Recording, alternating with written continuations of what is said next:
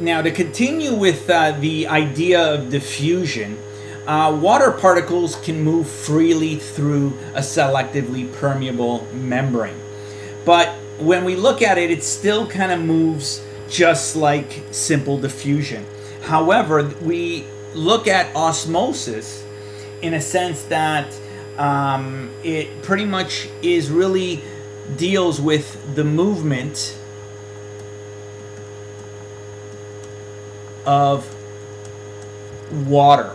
And what happens is water has a tendency to move from an area that has a low solute, right, to an area that has a high concentration of solute. So let's have here this beaker here, and we've got it filled up to there with water. And what we have here is pretty much we've got our solute particles, right? And these solute particles could be anything. It could be proteins, it could be maybe salts, right? But whatever that is, these solute particles are too big, let's say, to pass through this membrane.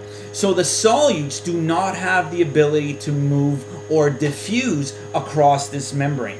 But what will move across this membrane is water. And as we said, water is going to move from an area that it has a low solute concentration to an area that has a high solute concentration. And so what happens is we've got very little solute here. We've got a lot of solute here. So another thing to remember with osmosis is, let's say, the term solutes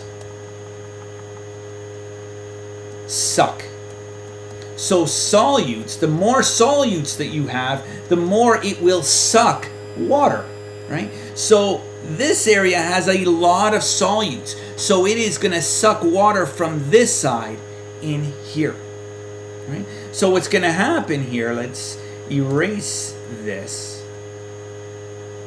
The water levels are actually going to increase on this side, and it's going to decrease on this side because water is going to move in this direction because we've got so many particles, so many solute particles. And as we said, in terms of osmosis, solutes suck, or a solute sucks. So a solute, now to kind of recap, if you don't know what a solute is a particle that gets dissolved in water.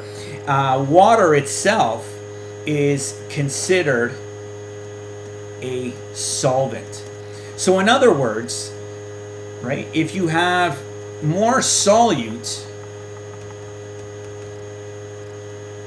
on one side than the other, right? So the solute concentration on one side is going to be greater than the solute concentration on the other side.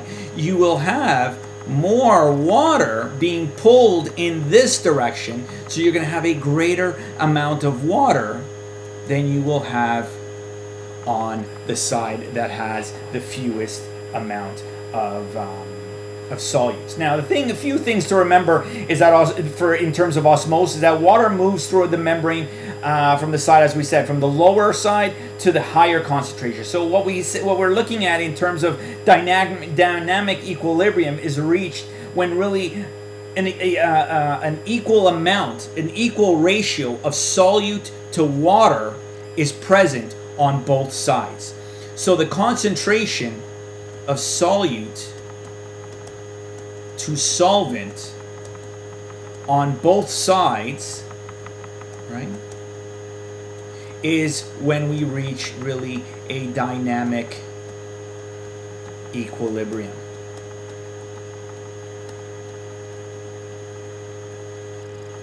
And sorry for the messiness of the writing.